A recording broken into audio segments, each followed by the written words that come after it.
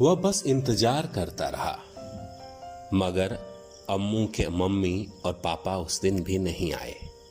वे आएंगे, अम्मू ने खुद को समझाया। कौवा आया, कबूतर आया, उसने कहीं से तोते के चिल्लाने की आवाज भी सुनी।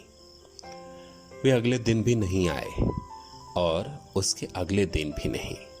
दादी माँ ने मुट्ठी भर रात का बचा हुआ चावल तोते के आगे फेंक दिया। उसे खाने कबूतर का झुंड भी वहां आ बैठा।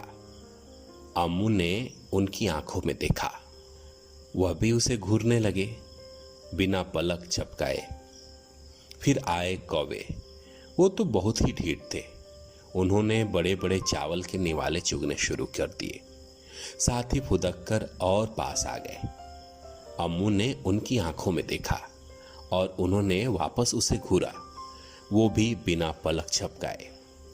उसे मम्मी और पापा के साथ बिताए वो सारे मजेदार पल याद आने लगे, जब वे सब साथ मिलकर खेलते थे। और फिर अचानक वो तीनों एक परिवार का हिस्सा नहीं रह गए। वे नन्ही चिड़ियां कहां गईं? शायद उन्हें चावल पसंद नहीं, अम्मू ने सोचा।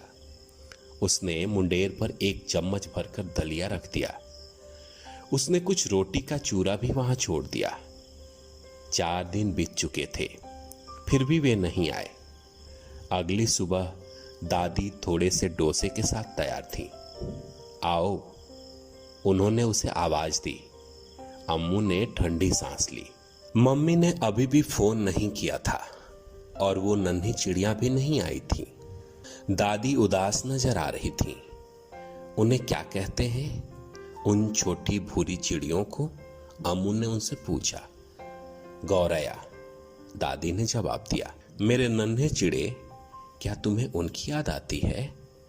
नहीं, मैं याद नहीं करता, अम्मू ने कहा।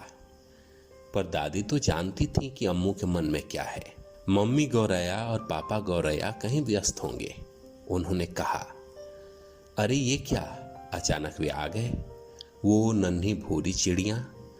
कौन सी मम्मी गौरैया है और कौन पापा गौरैया?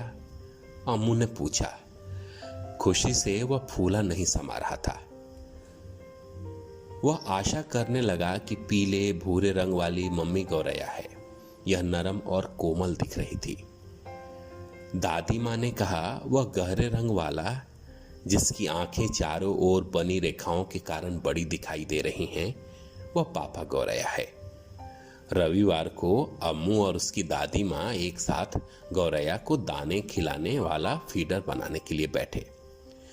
जब उन्होंने छेद बनाए और बीज डाले, दादी माँ ने कहा, अदालत ने अभी तक कोई फैसला नहीं किया है।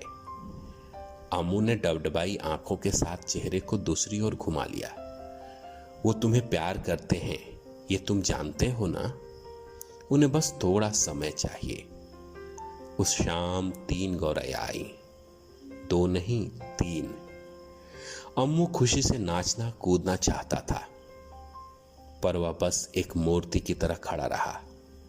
वो उन चिड़ियों को डराकर उड़ाना नहीं चाहता था। वो फुदक कर फीडर में गईं और एक दूसरे को दाना खिलाते हुए बाहर निकली। क्या ये वही गौरैया हैं? अम्मू ने पूछा। दादी माँ को तो सारी गौरैया एक सी लगती थीं, पर उन्होंने उन्हें गौर से देखा और बोली, अरे हाँ, मम्मी और पापा गौरैया ही हैं और वे अपने साथ एक चूजे को भी लाए हैं।